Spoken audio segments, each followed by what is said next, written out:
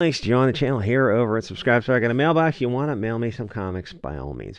So, new comic company to sell Netflix crap. This seems a bit odd. So, high-profile comic types launch a new creator-owned company, which seems a bit odd in the current comic atmosphere because, in case you haven't been paying attention, there is zero interest in mainstream comics because it's all just too much woke Soyboy, BLT, furry pronoun type of stuff where they take every other episode and shoehorn in a lecture on trans something or Mexicans coming across the border something, or just every like stupid political talking point. It's like, hey, how topical is this, Immortal Hulk? Do you have a trans character giving us a lecture on, I don't know, pronouns or something? Hey, Al Ewing, we don't give two shits about pronouns. We think all that stuff is really, really silly. Anyway, so let me distinguish between Comicsgate. Comicsgate is a divergence from the mainstream where there are right-wing people who are not welcome in the toxic left-wing environment that has increasingly become anti-Christian, anti-white, and misandrist. So Comicsgate is guys who went off in a different direction from the soy, cringy, Frankfurt School Bolshevik comics, where all they do is have PMS about being marginalized and oppressed and disenfranchised and systematically, whatever pussies, and they just cry and bleed all over the comics. I mean, it's just to hear how kids talk nowadays about all this like Frankfurt School buzzwords about marginalized, and you listen to these people, and like, I wish I had a little bit more free speech to tell you what I would call these people. Like, how did you get to be such, we'll say pussies for the sake of the YouTube? How did you get to be so soy, kids?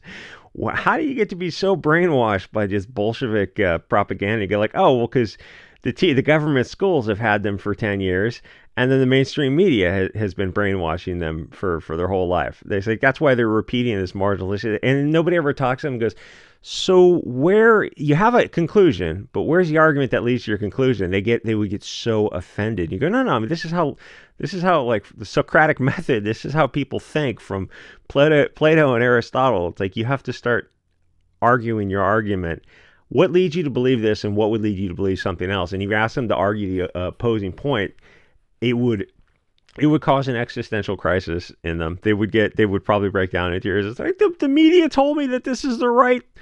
Yeah, the media lied to you. Your schools lied to you. Why don't you learn to think for yourself? Can you entertain the possibility that to argue the opposite of what your conclusion is about all this marginalized Frankfurt School kind of Bolshevik stuff?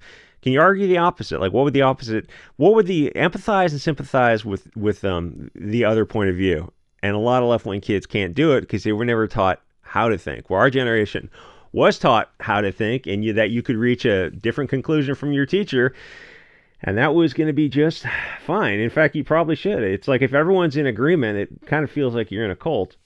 Anyway, so Comicsgate went off and wrote truly independent comics. Lone Star, Downcast, Soulfinder, Iron Sights. Just old-fashioned, fun comics. They didn't feel right-wing or left-wing. They were just action-adventure stories. But they didn't have all this, globalist propaganda stuff about all the guys are wearing butt plugs and where every bad guy is blonde-haired and blue-eyed. I mean, they could show what bad guys actually look like in Comicsgate comics. Like, how dare you? How dare you? Your comics reflect reality? Yes, reality is like istophobic or something. Like, you're in a cult, left-wingers. But then this new Ghost Machine publisher comes up, and they're all mainstream left-wing, I assume, guys who are splitting off to do more mainstream left-wing soy comics. So who cares about that? It doesn't make sense. There is no excitement for these type of comics. And in fact, I was flipping through Bleeding Cool, and they're talking about like the top sellers for this week. Maybe I'll do a video on that. And one of them was like Amazing Spider-Man 35. So all right, I go online and find that episode, and I read it, and like, this is the top seller, huh? It's like Spider-Man and a bunch of women were running around doing women's stuff, and think, that's not very good. But I mean, that's a top seller nowadays. It's like, if that's what kids are reading today, yeah, there's like any random issue from the 60s or 70s is going to be better than any mainstream comic now. So the reason Comicsgate works is because they're going in a different direction from the pussy comics in the mainstream, and Comicsgate's a community in large part fueled by Ethan Van Sciver as a cult of personality, or at least he was a big part of helping it get off the ground. The problem with the left wing is they have no personality because they're all total vaginas who are just terrified of being canceled. So they have to be politically correct. They have to watch everything they say, or the sociopaths on Twitter will destroy them. I remember when 2015 Star Wars came out, it sucked. But for these left-wing soy boys, they were not allowed to criticize it because that was the globalist message. And to criticize it means that they're against globalism, which means that they're literally Hugo Boss. So even when these vagina men did do their live streams or social media posts, all they're allowed to say is the party line, which is like a lot of these left wingers have very small social media footprints because they think it's so friggin' funny. They think they're really doing something stunning and brave by going, I don't care what the fallout of this. I'm gonna say it. Black Lives Matter. You're like, it's the color of the sky in your world where you think so you're in agreement with Bank of America, every major corporation, every major social media post, the puppet masters. You're in complete and total. Who exactly did you think you're not in agreement with? Every government and social media company, NGO, the secret puppet masters, yeah, they're all in agreement with you flying the rainbow flag. Like, to say the opposite would be, well, but you'd have to be Hugo Boss to say the opposite. You ever think, like, you've been lied to your whole life? You know you're over target when you're catching anti-aircraft fire, and the left wing is never over target. Anyway, so they do live streams every once in a while. I won't name their shows on YouTube, but they have a really small audience because everything they say is just in lockstep with the party line. So you look at them and you're like, you're not bringing anything to the table. Everything has to be approved by your puppet masters. And that's really boring. Where we're free to get online and crap all over the ugly Rose Tico, Finn, and the Mary Sue Horseface girl. They already think we're Hugo Boss. There's nowhere beyond that for their insults to go. In their world, they consider that an insult for some reason, so they just keep using it, which kind of weakens it. If you insult Rose Tico as boring, sexless, and ugly, then you're an istophobe. So once that label is attached, you're free. Because all they can do is keep calling you an istophobic supreme Hugo Boss. There's nowhere for them to go beyond that insult. And like, you get called that for making fun of ugly Rose Tico and the Horseface girl. And you go, that's it. Like, you went right to your final conclusion. There's like literally, they couldn't even call you Satan because for them, Satan is a step down. So then you have somebody who's like, running around Rome and saluting. So like, so what do you call those people? Are they literally super duper extra, super califragilistic Hugo Boss? Like, yes, that's right. So anyone to the right is all Hugo Boss. It's like, they're doing it. It's a very interesting thing, and you can't really get into it on YouTube. What they're doing by, it's more of an Odyssey. Bitch, you subscribe to our topic, but it is fascinating when you label everyone that, and you go, "Oh, these people are lying about us." Anyway, so all because you think movies should be organic and curative, not transformative. That's it in their mind. If you're not a globalist parasite, you're a nationalist. Don't say anything in the comments, which is, yes, fine, we're nationalists. Now fuck off, you bleeding twats. Anyway, so Donald DeLay sums up this conundrum because he points out that the only reason for this company, talking about you, for Fig McDeer, is to make these Hollywood pitches. Because that's where the money is in comics, at least mainstream comics. Comicsgate's a little bit different. It's a small community of artists and writers who are or would be blacklisted in the mainstream. Even, what's his name? The short, fat Hobbit guy called this thing Blacklist something. Anyway, I think now he's selling NFTs or something when he's not stealing fruit. The thing is, fantastic artist, but very short and round. Very, very Hobbit-like. Bitch, is you a Hobbit? You tell me, right? Suddenly South Park is politically incorrect. Anyway, it would be hysterical if something like Jawbreakers or Lone Star got a movie deal. I mean, it's not going to happen It's not going to happen. But Cyberfrog is God. That would make them in. Cyberfrog is getting made into an animation, and then getting made. I don't know if you'd make it into a movie. You can make it into an animation. You can make a lot of Comicsgate stuffs into animations.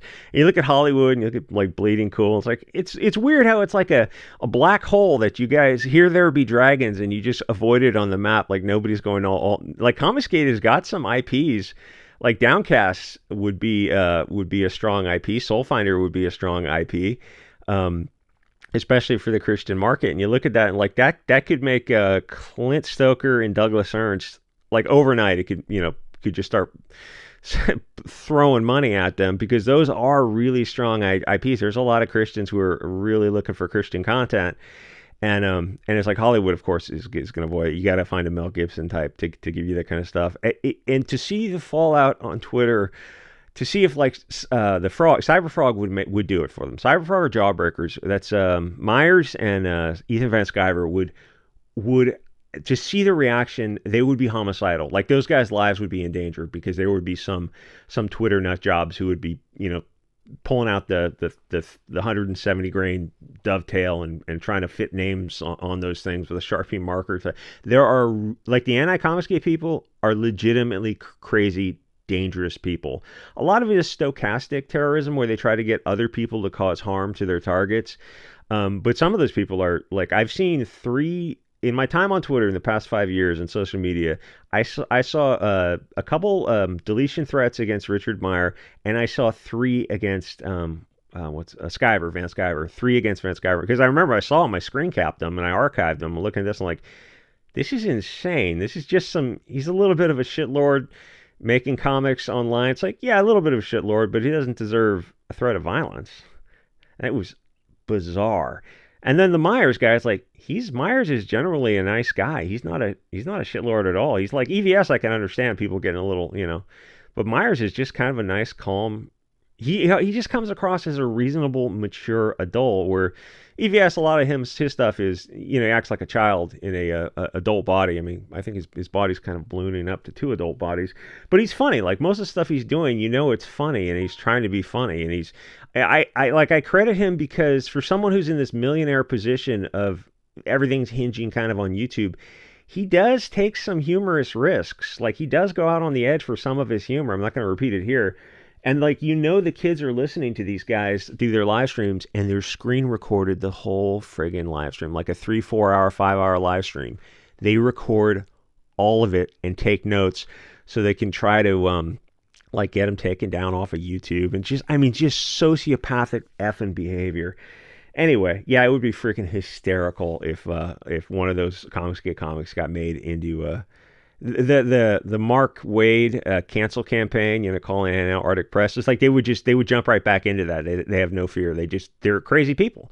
Anyway, like, comment, subscribe. I got a mailbox. You can mail me some comic books. Someone was going to send me Cyberfrog, but I told him I already have it. And then he was going to send me something else that I didn't have. Maybe it was John Malin's book. I don't have John Malin's stuff. So someone, I have this first Cyberfrog. But I mean, check with me first before you mail something, because I don't need 2 copies of something. It's not worth paying the postage on that stuff. The postage is freaking insane. Anyway, like, comment, subscribe, and I'll see you guys all next episode.